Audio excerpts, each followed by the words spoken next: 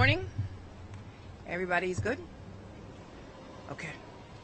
Today I'm joined by lawmakers who are passionate advocates for individuals, protecting New Yorkers' homes, and individuals who have passed legislation that has empowered my office to bring this case.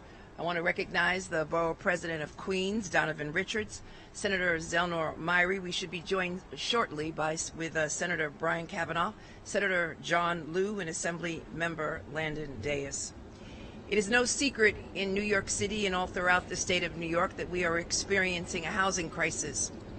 And as part of our housing problems, we are witnessing a disturbing rise in the number of housing scams, particularly scams such as deed theft, which target homeowners who are equity rich but cash poor, and homeowners who are vulnerable, particularly in communities that are rapidly gentrifying.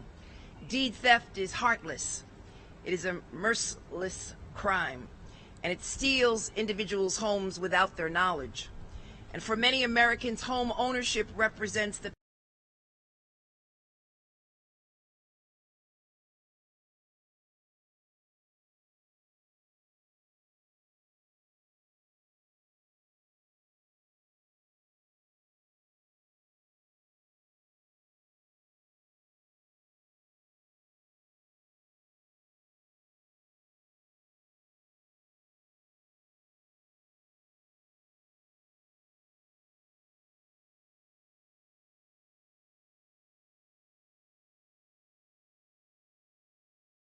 pinnacle by my office and co-authored by State Senator Zelnor Myrie and Assembly Member Landon Deus, and with the support of Senator Kavanaugh, who is the chair of the Housing Committee in the State Senate, and all of the individuals who are with me here today. Earlier this week, my office charged 2 thieves who collaborated to rob a Queens woman of her home. Our office found that Deepa Roy and Victor Quimis worked together to manipulate Renuka Berwani, a vulnerable resident of Kew Gardens Hills who has been receiving end-of-life hospice care. Mrs. Berwani purchased her home on 78th Road in 1986 with her husband, Mohan. But sadly, in 2022, her husband, Mohan, passed away. And Mrs. Berwani passed away this past June. But amid her illness and her grief, these criminals, these fraudsters, sought to scam Mrs. Berwani out of her home. In fact, Roy began visiting Mrs. Berwani, claiming to be a friend of hers. And in October 2024, Roy and Quimis allegedly forged a deed with Mrs. Berwani's signature, transferring ownership of her home to themselves for free. The deed was notarized with a forged signature from a Nassau County notary, and they later forged additional documents transferring ownership of the home to an LLC, allowing Victor Quimis to take out a $552,000 mortgage on the property. After paying off the mortgage, Mr. Quimis stole over $300,000 that was remaining. And this is a prime example of deed theft. Earlier this week, my office arrested Victor Quimis and charged him with multiple felonies for his role in the scheme. And Deepa Roy remains at large, and there is a warrant out for his arrest. And we expect that she will be apprehended and arraigned soon. The deed theft legislation that my office worked to pass through the legislature basically establishes deed theft as a crime and gives my office jurisdiction to prosecute it. And a similar law passed recently which will allow us to return the home to the Berwani family after we convict Deepa Roy and Victor Quimis. I want to be sure that every New Yorker is aware of the resources my office has now under its jurisdiction to fight this horrific crime.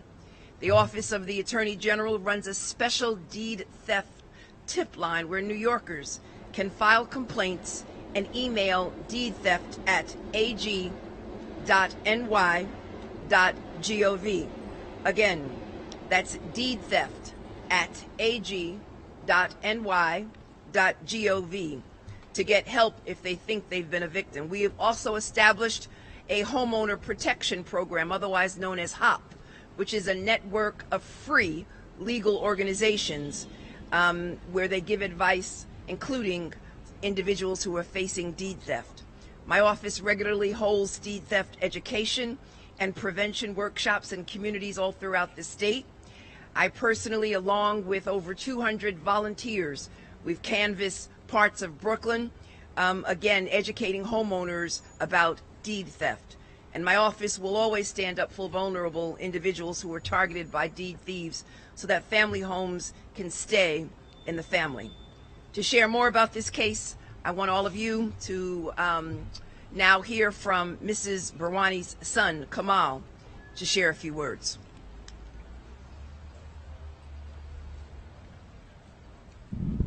Thank you, Attorney General James. Good morning, and thank you all for being here on the steps of the Queens County Criminal Courthouse. I'm Kamal Barwani, and I'm honored to stand alongside Attorney General Letitia James as we announce the Attorney General's first indictment, or indictments, and one arrest under New York strengthened elder deed fraud law. My mother, Renuka Barwani, was 88 years old, and as Attorney General James said, was in hospice care and completely bedridden with around-the-clock aids.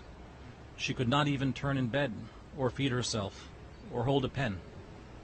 Yet while she lay helpless, two individuals, Deepa Roy and Victor Quimis, conspired to steal her home, a home that she rightfully owned and maintained for decades.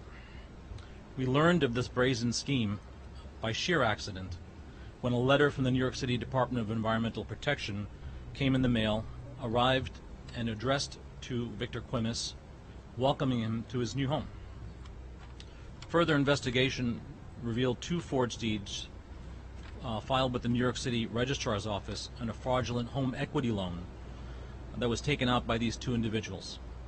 The notary's signature on these deeds was forged, and the signature purported to be my mother's signature was also forged.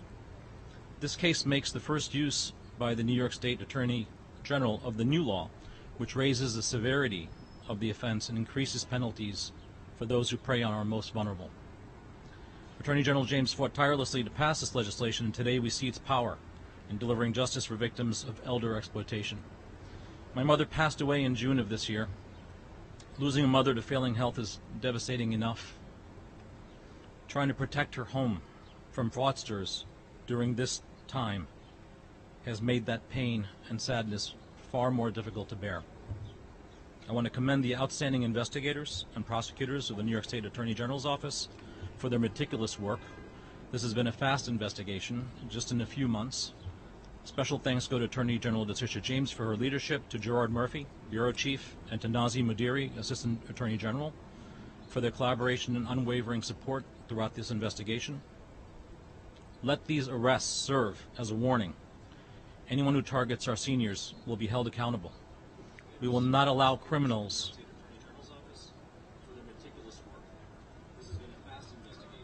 Sound familiar? Yeah. We will not allow criminals to exploit age, illness, or infirmity for personal gain. New York stands united in protecting the dignity, rights, and property of every elder citizen. We look forward to continue working with the Attorney General's Office to ensure that this illegal and fraudulent transfer is reversed. In my mother's memory, and for every family who fears this kind of cowardly abuse, we pledge to continue the fight. Together we will turn outrage into action, pain into justice, and ensure that respect for our elders is enshrined in law and upheld in every New York community. Thank you. Now we'd like to hear from the Borough President of Queens, Borough President Donovan Richards. Well, let's start off thanking Tish James for all the work that she's done on this. This has been a long journey, and you've been just a fierce advocate across the board for our most vulnerable. Of course, to all of the elected officials, our state partners who this would not be possible without, thank you for your leadership. Now, I was born and raised in Southeast Queens, so I've seen firsthand how our neighbors have fell victim to these deed fraud crimes. And make no mistake that this issue disproportionately impacts black and brown communities. And it's what we've always known it to be, a crime, even if it technically wasn't against the law until last year. It's a crime that predominantly, once again, impacts communities of color, like the ones I've called home my whole life. So it's no surprise that we've seen more than 1,000 deed theft complaints in Queens alone over the last decade. And make no mistake, once again, that those thousands of crimes, and those are just the ones we know, are ones that have disproportionately impacted our community. This scourge must stop. And because of the leadership of the individuals behind me, we now have the legal and prosecutorial tools to crack down. I know that this is a plague that Attorney General James feels strongly about, and as we can see with the legal action she's taking today, we're sending a strong message to all the grifters out there that we're not messing around. If you steal from our elders or the less fortunate amongst us, we're going to come after you. So let today be just the first example of justice being served when it comes to deed theft. And I will think about all of those who've lost their wealth, which is in a lot of our homes today, who did not see this justice, but today is the beginning of a long journey. Thank you, State Attorney General Tish James. This property is located in Kew Gardens, and the senator who represents that district is Senator John Liu. John Liu? Thank you, Madam General. Good morning, everyone. First, let me welcome Assemblymember Deus to the Queens, and also to give a full thanks to our housing chair in the State Senate, Brian Kavanaugh, who has been leaving no stone unturned to increase the housing supply here in New York. And also great thanks to Senator Eleanor Myrie, who for a long time incessantly and unrelentingly has been sounding alarm on the problem of deed theft here in the city of New York and beyond in New York State. This is his legislation that has finally empowered our Attorney General to go after these criminals. You know, Mrs. Barani was a constituent of mine, and she immigrated here, raised her family, worked hard, and bought a home decades ago, almost 40 years ago. She bought this home. She in many ways pursued and indeed achieved the American dream. But these despicable individuals turned it into an absolute nightmare, where she was completely helpless, sick, bedridden, and these individuals had the audacity to attempt to steal her home, her life savings, out from right under her nose. This is absolutely horrific. And now that we have the legal means, the laws in place to do so, I'm so grateful to Attorney General Letitia James and her entire office for pursuing this. This is the first case. Unfortunately, it's going to be the first of many cases.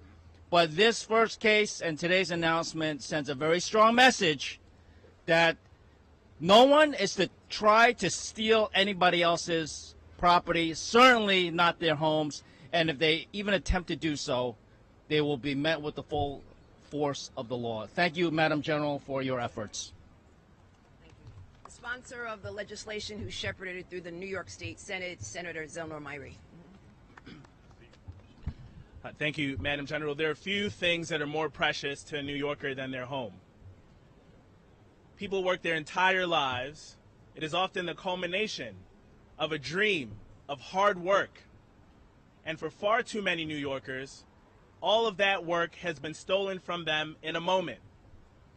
And in 2019, 6 years ago, the Attorney General and I went door to door in central Brooklyn, warning New Yorkers of these schemes and these frauds to steal their generational wealth, to steal everything that they have worked for.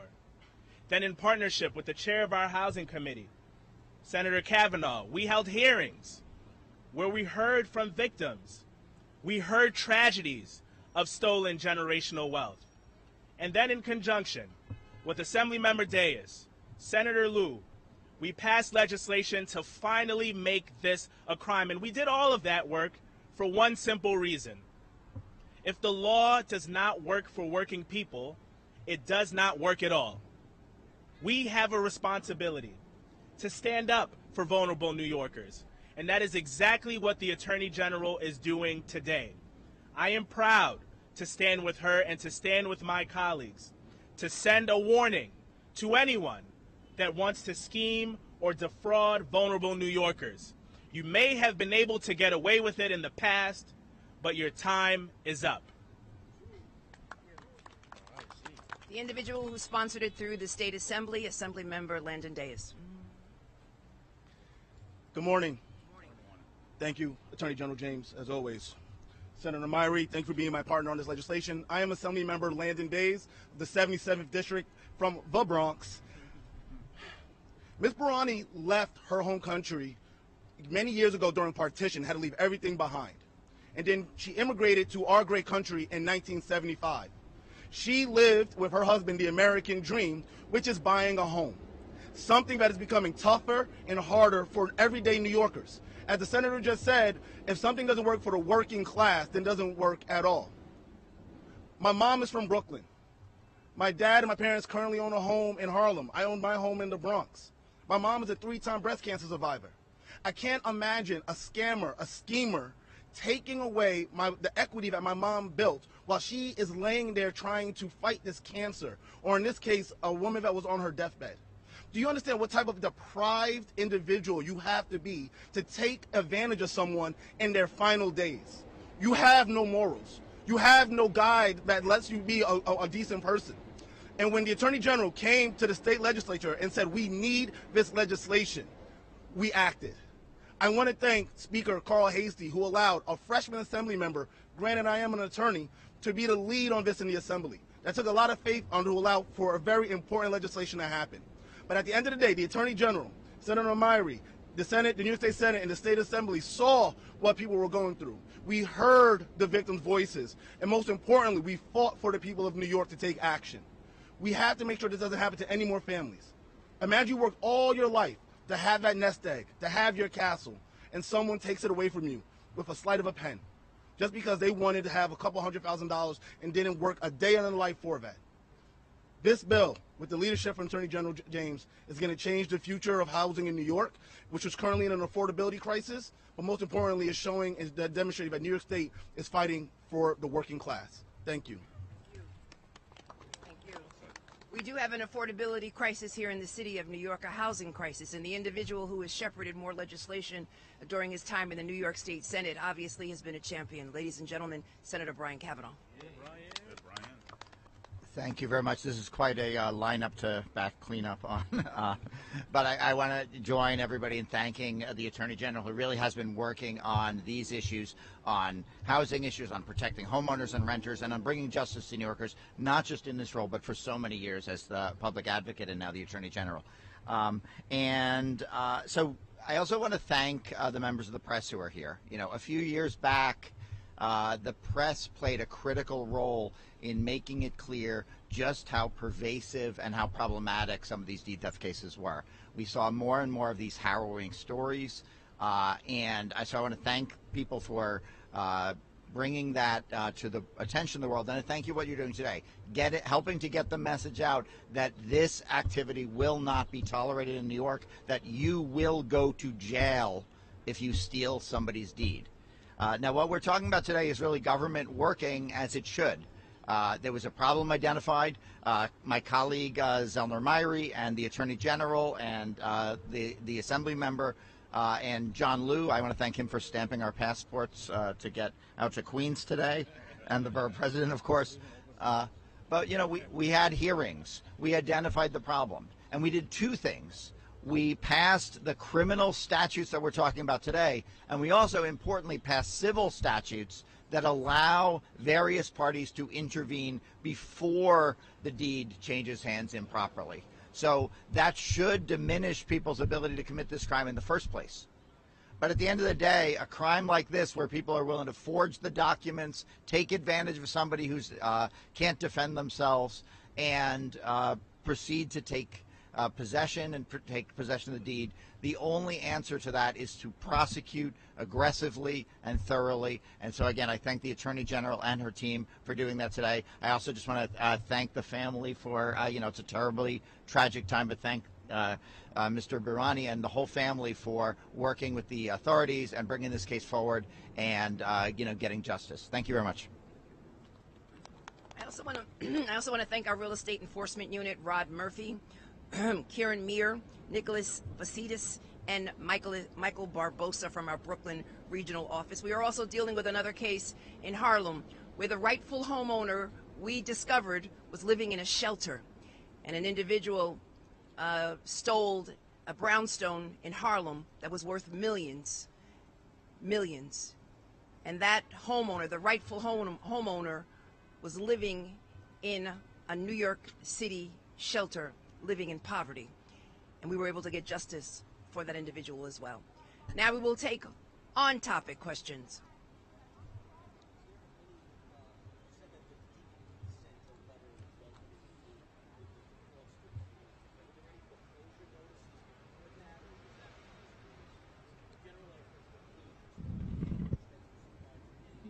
Yeah, my wife and I would visit my mother often, and we were there on a weekend in December, right before Christmas, and there was a letter from the DEP because the ownership had changed.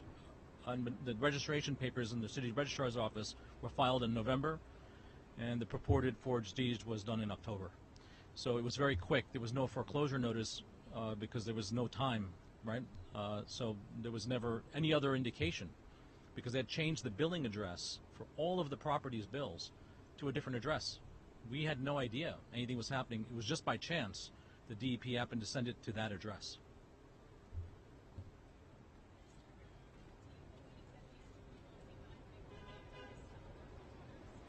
We don't know. That's part of our investigation, which is ongoing.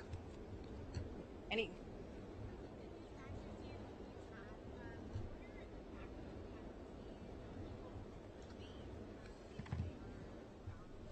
So in this particular case, the individuals are facing the possibility of from 8 to 25 years in jail. The charges are as follows. They include grand larceny, residential mortgage fraud, money laundering, criminal possession of a forged instrument, and a scheme to defraud. 8 to 25 years. And we are confident that we will be able to arrest the individual who is on the run.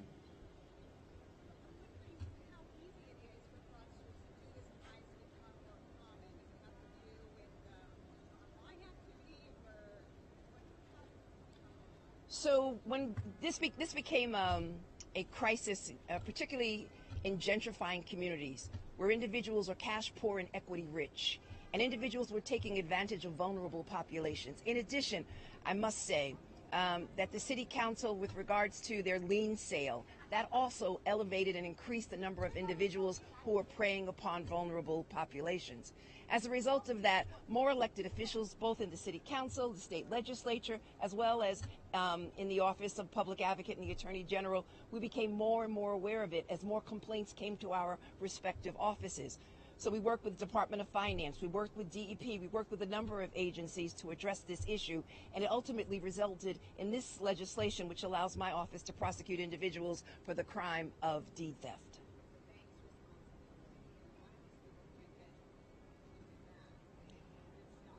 Well, this legislation, again, thanks to my colleagues in the legislature who you just heard from, allows us to return the property to the homeowner, the rightful homeowner, after a conviction.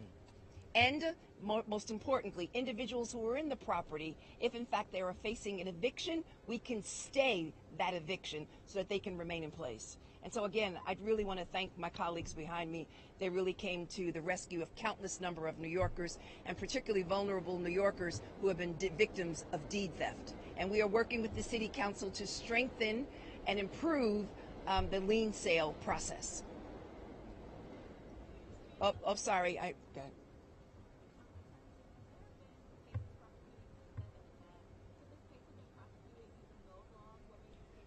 So this is a new law that allows the Office of the Attorney General to have jurisdiction over deed theft cases. In the past, we have investigated a number of cases, and we referred them to the various district attorneys all throughout the state of New York to take action.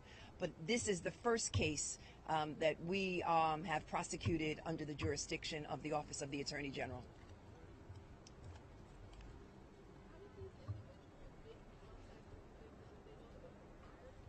I don't believe they knew the victim. They presented themselves as a friend of this young lady, of the woman. But in fact, they had no relationship at all. Do you know any other? She would visit my mother. Go ahead. There were two individuals here, Deepa and Victor. Deepa, some time ago, became friendly with my mother, but we don't know how. Because when you have an older parent and someone visits them, you let them, you want them to be happy and have company. So we never suspected some new friend that she met somewhere or somehow would ever do something like this. So there was some type of a associate relationship. I wouldn't say they were friends, but she was an acquaintance of my mother's. Victor, she never met in her life.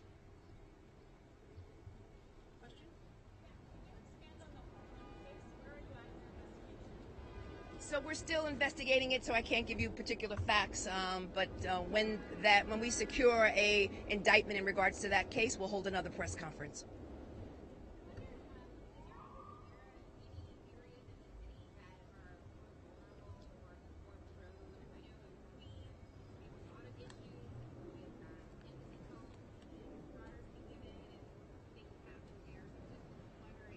Queensborough president? Yeah. I can tell you about Brooklyn. In Brooklyn, we focused on Central Brooklyn, East Flatbush, Canarsie. Those are the communities where we have received a significant number of complaints, and I'll leave the Queensborough to the Queensborough president. We're going to get her to move to Queens soon one of these days. Predominantly, just as predatory lending hit Southeast Queens hard, I would say the areas of Cambria Heights, Laurelton, Rosedale, Springfield Gardens, Cambria Heights, I think I said St. Albans. Those are the areas you'll find majority. Very senior-heavy communities. Also, predominantly a lot of city workers who are retired. So these communities are always the ones who are preyed on the most. Predominantly black and brown. Absolutely. Now from the Bronx and Harlem. I have a couple connections, but this really meant something to me because of where I'm from and where my family's from. My dad's originally from Hempstead. I lived in Mount Vernon also. So the northeast Bronx around Carl Hasties district, heavy amount. Central Harlem, where I'm originally from, I'm glad that we're fighting this case. The fact that a homeowner is in a shelter is just despicable, right? And as someone who's I don't know about you, but my parents are getting older. My parents own in Harlem, and I saw some action, right? They get phone calls, and they're trying to get information. They send spam emails to get social security number, bank account information. They are targeting our seniors. They're targeting our immigrant families because maybe their fluency in English is a little bit lacking, and they don't quite sure, right? Especially older people, especially they just want to follow the law. Oh no, like I have a lien on my house. I need to take care of this, right? I had a friend just call me the other day and someone called me and said I got a lien and I need to fill out this information or they're going to put a lien on my home. They're specifically targeting our vulnerable population, and that's why the Attorney General jumped in that action. When we allow people to target our most vulnerable, then we're not doing our job, and that's why I got behind here. That's why Senator Myrie got behind here, and that's why everyone's standing on these steps, because we won't let this happen again, and thank you to the Attorney General for handling that. We also have received complaints from individuals in Buffalo, in Syracuse, and even in upstate New York. We are also seeing affinity groups where individuals show up and say, they remind them of their daughter or their son, and they prey upon these individuals. And they basically ask them to sign documents indicating that they're going to assist them, when in fact the document that they're signing is basically a deed. I thank you all for... Oh.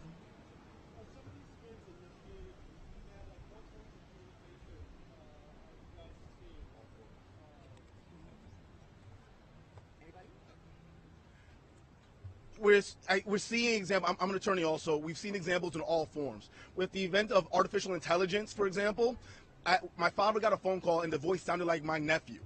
And it's like, hey, granddad, I'm in trouble, right? So imagine you know, someone has Alzheimer's, someone has some cognitive decline.